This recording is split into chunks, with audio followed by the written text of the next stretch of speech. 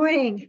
I'm happy to see you all, and I'm happy to be the first to welcome you to the Pennsylvania Head Start Association Conference. I want you to know, first of all, you are so important to the success of this life-changing program called Head Start. You are the key to the success of the program because of what you do for children and families. And you understand well. I know that you understand well the context in which children live has a tremendous influence on their learning and development, and you help support those families to enhance the context in which they live. And you help them create an environment where children feel safe, where they feel secure, where they feel loved, and you help parents to feel confident in their ability to be their child's first and best and most influential teacher. So thank you for all that you do for our children and families. You sincerely do bless and change the lives of our families. And I'd like to take a couple minutes to share a story with you about one such example of a family whose life you changed with all you do for children and families. It's called Portrait of a Head Start Parent, and here is her story.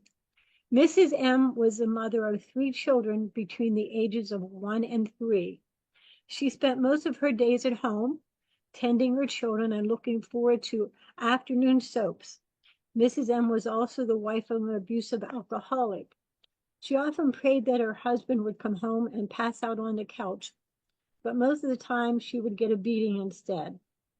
One afternoon, a Head Start representative came to visit. Mrs. M was embarrassed, not only by her bruised and battered appearance, but also by the condition of her house. Dust and clutter were not the major problems. Her house was literally falling apart. Mrs. M thought about the hole in her bathroom floor from which the basement was clearly visible.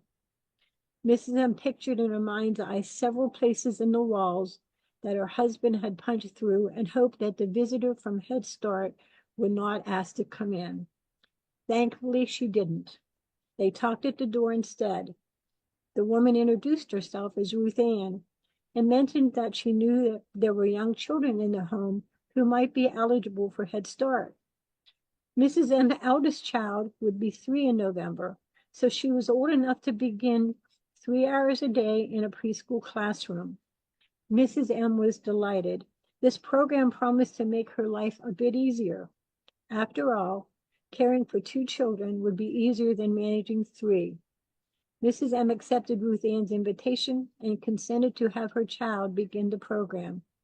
As the months went by, her eldest girl seemed really enjoying going to school. One afternoon, the phone rang, and the woman on the other end of the line identified herself as Romaine, the parent involvement coordinator from Head Start. Romaine invited Mrs. M to come to the center the following Tuesday to meet with a group of parents who were planning a Christmas party for the children. Mrs. M declined, saying she was far too busy that day. Then, after hanging up the telephone, the young mother returned to the sofa. A month later, Romaine called again.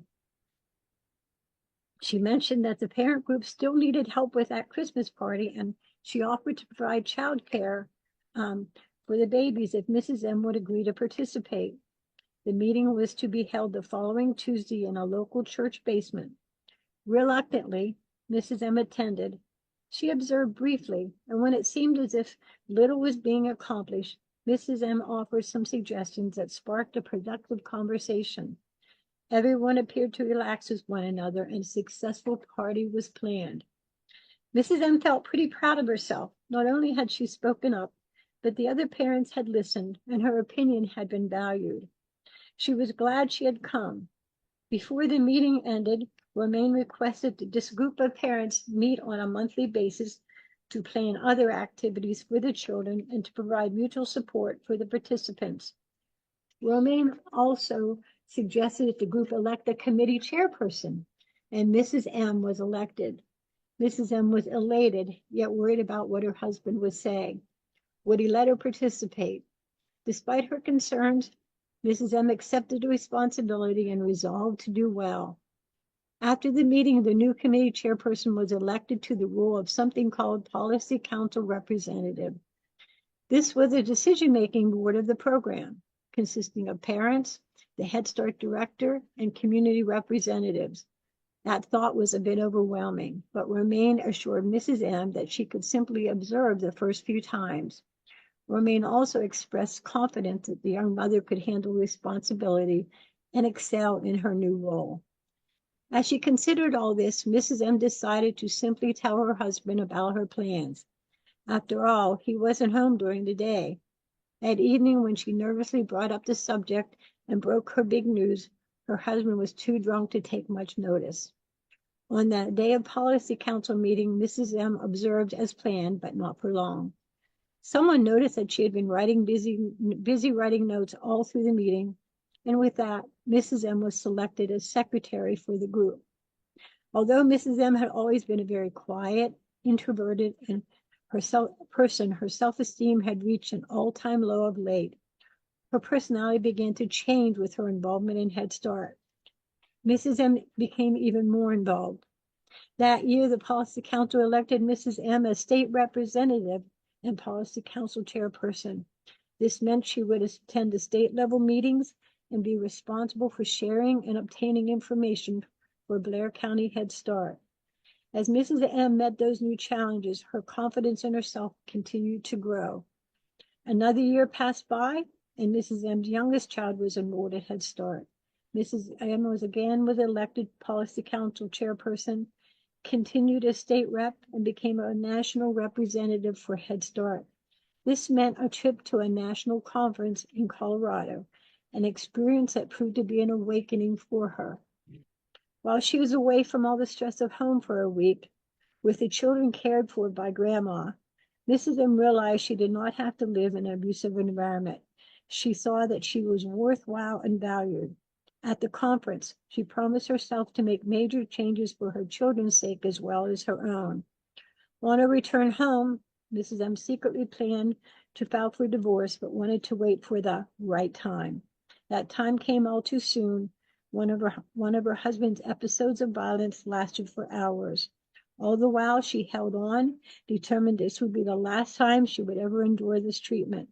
She turned to Head Start for help, and Romaine arrived and guided Mrs. M and her children through every step from hospital to lawyer to shelter.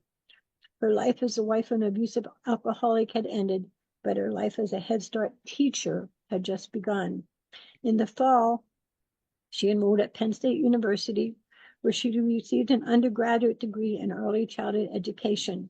She returned to Head Start as a teacher, hoping to repay a debt of gratitude by giving families the care and support her family experienced from the moment that Ruth Ann, the Head Start representative, had first knocked at the door. As a result of her firsthand experience in Head Start, Mrs. M knew that the parent involvement practices of Head Start had much more to offer families. She had learned an important lesson. Every successful parent involvement effort is built on sincerity, friendship, and a non-judgmental attitude. Even when the parents of children in her class did not choose to be involved in Head Start in ways that she had hoped, Mrs. M did not assume lack of interest or laziness.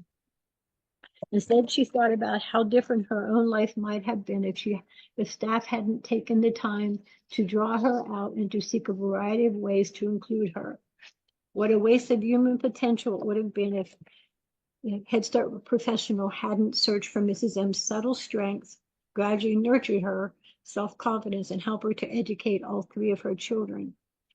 In her interactions with parents, Mrs. M sought to keep in touch with the feelings she had experienced when first approached by Head Start personnel: embarrassment about her living conditions, fear of failure, a low self-concept, and anguish about her family situation. Over the years, Mrs. M grew to understand Head Start from both sides, first as a parent and later as a teacher. In the spring, she began working toward her master's degree, and in early childhood education, she could continue to learn and develop as a professional. Every detail of Mrs. M's life described in this Head Start story is true. I know because I am the former Mrs. M, Dr. Glenna Zeke. I went on to get my doctorate degree and went on to be a professor of early childhood education at St. Francis. But I want you to know that it all began with the Lord and with Head Start. People like you. I'm so grateful for my life-changing experience in Head Start. And I am so grateful for people like you to continue to support and love and care for children and families. Now, I'd like to take a moment to introduce you to my oldest daughter, Dr. Krista Dutrow, who began her journey as my first Head Start child. Thank you. Wow. Good morning, everybody. Give me a second to kind of collect myself. I've heard that story so many times for my life and lived it, but it never fails to invoke emotion in me. Um, Yous are getting a lot of love in the chat. um, Thank you, Mom. That was a beautiful story. And I continue to just be inspired by you. So as she said, my name is Krista Dutrow. The title of doctor actually is pretty brand new. I just graduated with my doctorate in May from Grand Canyon University. They did not have an early childhood education doctorate program, which is my degree in everything all the way up to master's. So I chose the closest thing I could, and that was adult teaching and learning, because my desire is to step out of the role of a preschool educator, preschool teacher, preschool supervisor, and go to the college level where I can best use my own experiences and knowledge to help those who want to be preschool teachers, and hopefully they'll go into Head Start. So I'm from Altoona, Pennsylvania. And so my experience comes from many different angles. I'm not only a Head Start child, I'm also a Head Start parent, and also, as I said, a Head Start educator. Um, and I just can't say how much I love Head Start, I love the program, how much it shapes lifelong learning. So this morning, what I want to share with you is my own journey of Head Start, because one of the things that I believe is misunderstood about Head Start, and you'll see that through my story, is not just me, but so many other people who not only are Head Start child or Head Start parent, but because there's this stigma out there that if you're a Head Start child and Head Start really worked, then your child should need it when you grow up and you become a parent. And that was not the case with me. I was a Head Start child, had a daughter, and enrolled her in Head Start as well. And I think that there is that stigma that, Head Start should just fix your life immediately and you don't need the program. But my story, I believe, will challenge that stigma, because I don't consider myself a failure because I had to put my child in Head Start, and I don't believe that Head Start failed me. Head Start is a program that was designed to do exactly what it does, and that is to support families that are navigating through challenges and hardships in their life. And it helped me overcome situational poverty, not once, but twice in my life. As you heard from my mom's story, as a child, I faced instability and abuse and alcoholism in our home. And then as a young mother, I faced financial hardships. So there's my examples of the different things that the Head Start helped me with.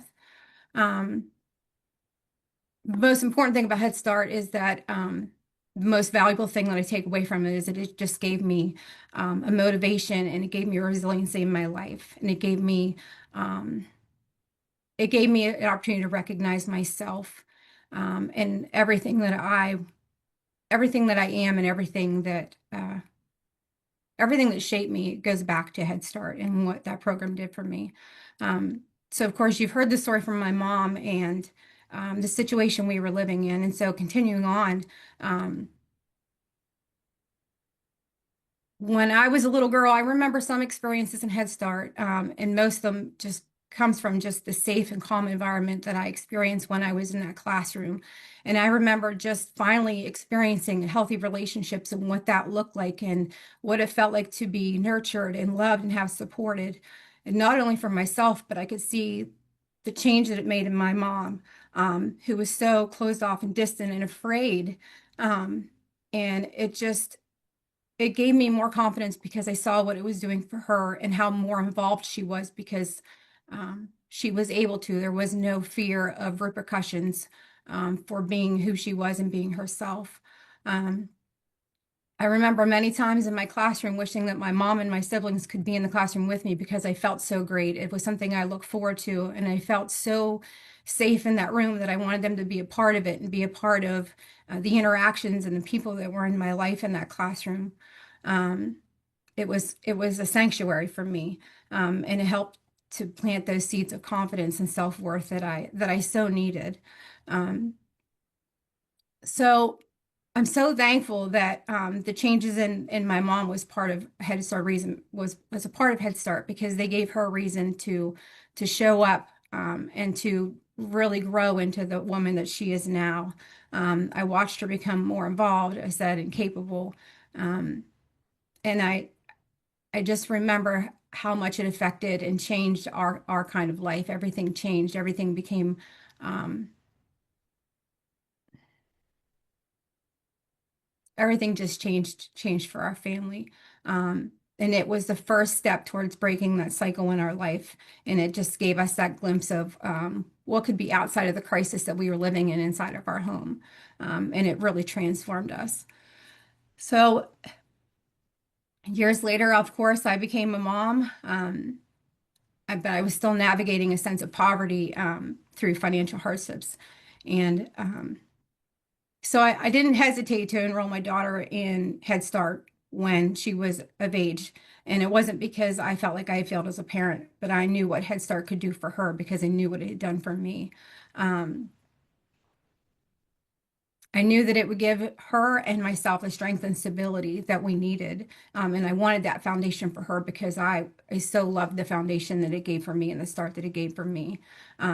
And it's not just about helping the child, it empowers the parents. And that is so important to realize that it is not just about the child. It is a holistic program that will, going forward, help everyone else. And I know many of you know that. Becoming the Head Start parent myself, it gave me the tools that I need to be a better parent for my daughter, to give emotional support to her.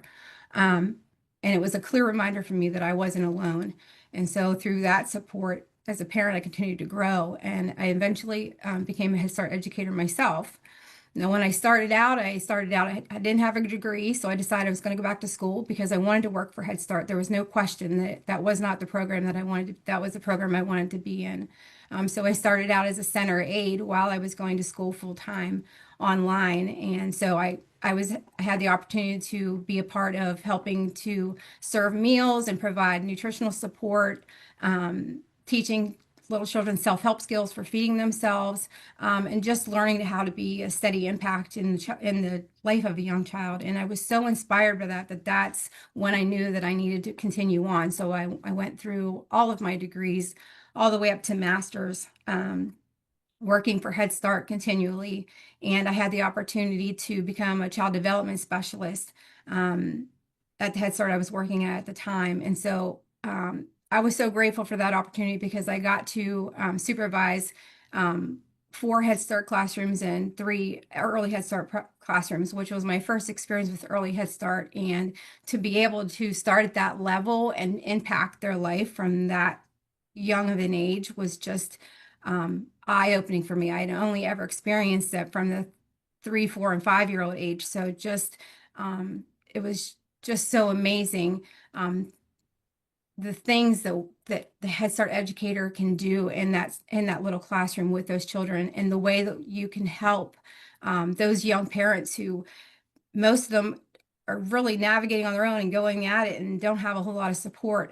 So just to be able to be a part of that and not only encourage them, but equip them with the tools they need to help their child at that young an age.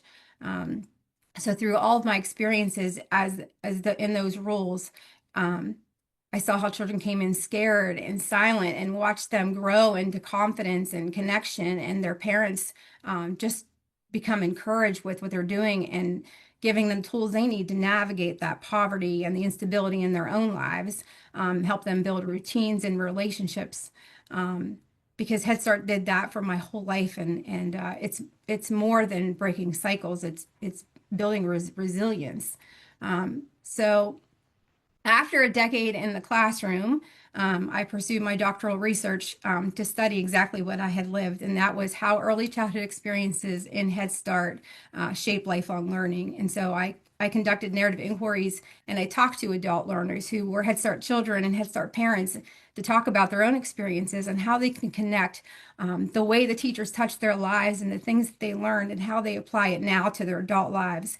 And what's amazing to me is over half of the adults that I researched, and I had the pleasure of hearing their stories, over half of them work for Head Start because they were so impacted by their teachers in their life. They could remember their teachers' names and the different experiences in their classroom. They were so impacted by it that they knew the only way that they could give back was to go back and work for Head Start. So I was fortunate enough to talk to people who are family advocates now, who are directors, who are teachers, that all just are just wonderful examples of the wonderful program that Head Start does and how much it helps everyone and how much it helps to not only build that internal readiness, but build motivation and self-worth and the lifelong resiliency. And so I just want to say I am living proof that Head Start works because it built my resilience and it shaped my own purpose. And it gave me the strength to help others to rise too. And just a reminder for all of you that, what you're doing is so amazing. And Head Start, it creates a cycle of impact. It's not just cycles of poverty, but a cycle of empowerment where children who were once enrolled grow up to enroll their own children, to become someday educators, advocates, and leaders in the very program that gave them the start that they needed. And so that's my story. And I just wanted to say that Head Start didn't just support me as a child, but also as a parent, and it has inspired me lifelong to give back and pass it on. And so thank you.